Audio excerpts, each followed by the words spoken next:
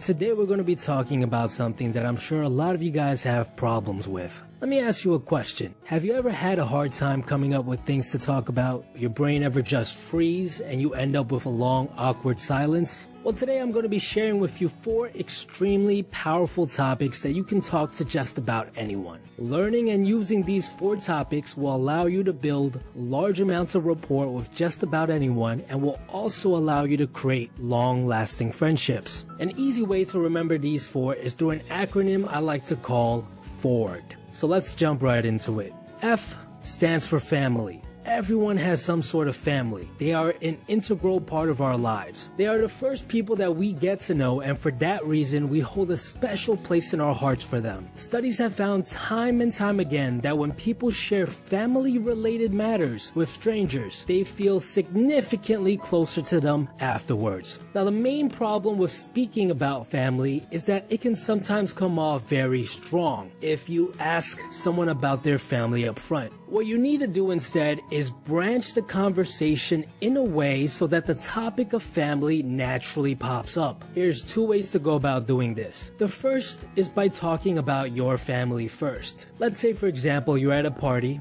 and you're talking with some girl and you notice there's a very loud, excited guy on the dance floor. You could say something like this. You see that guy over there? He really reminds me of my older brother, who's always energetic and not afraid to let loose. I feel like older siblings are always like that. Do you have any siblings?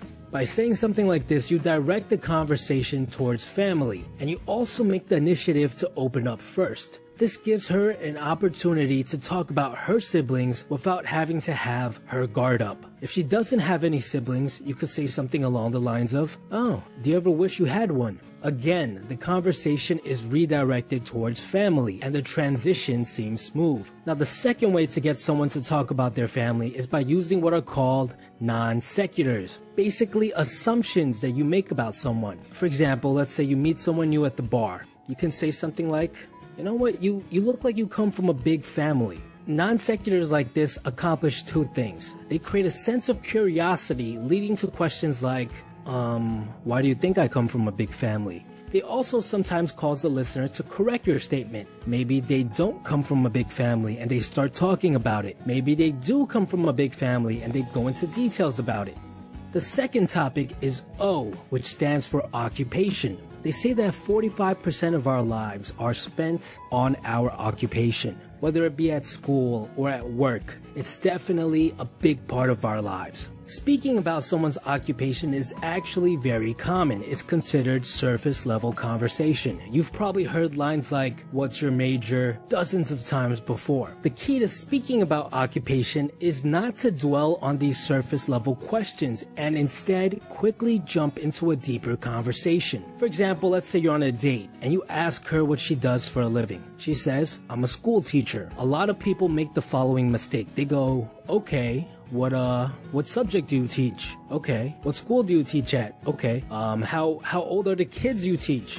When you ask question upon question, you enter what's called interview mode, and it's very uncomfortable for the listener. What you want to do instead is to add a comment before asking another question. For example, let's say she says, "Oh, I'm a teacher." You could say something along the lines of, "Wow, you know, when I was younger, I always wanted to be a teacher." There's something about inspiring others that's very fulfilling. By saying something like this, you're adding a little bit about what you feel about her occupation before asking the next question. This leads to significantly deeper topics than, "Oh, what school do you work at?" When meeting a stranger, talking about occupation first is usually the best bet. This is because out of the 4 topics, occupation is talked about the most. They feel extremely comfortable talking about it. The next topic is R, which stands for recreation. Everyone has some sort of recreational activity. It could be an interest or a hobby. Sometimes it's even something that they're very passionate about. Similar to talking about occupation, you want to ask surface level questions while adding comments in between.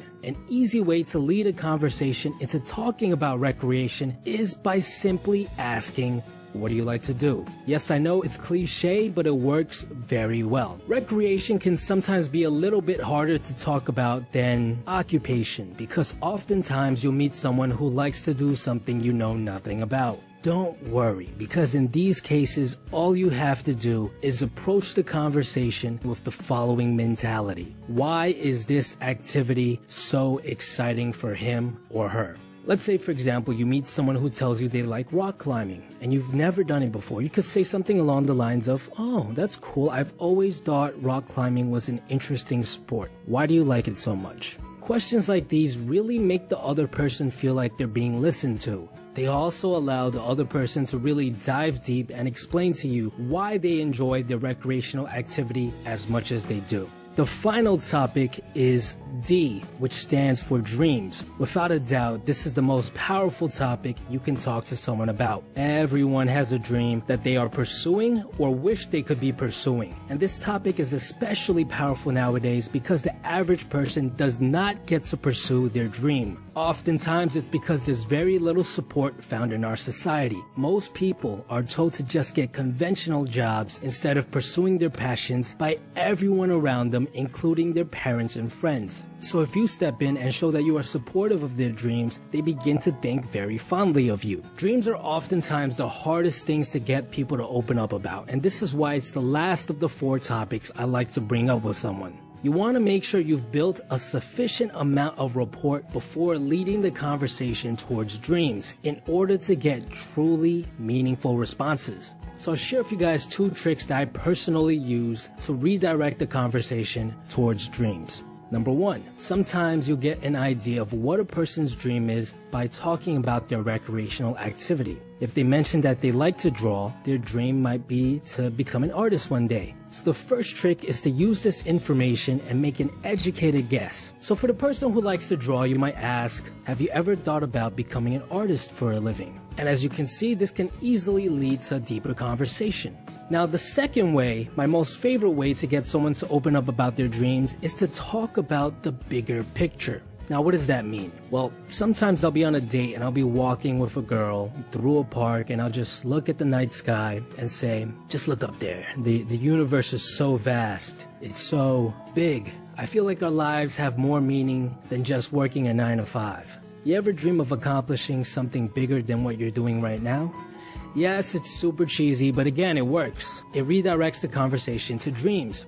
I also like to ask questions like, what's something you want to do before you die? I like to make the question relevant to the things happening around me. Maybe I'll be at a bookstore with someone and I see a biography of someone who's passed away. Or maybe I'll be on the bus with someone and we'll drive past a cemetery. And there you have it. These are the 4 topics that you can talk to anyone about.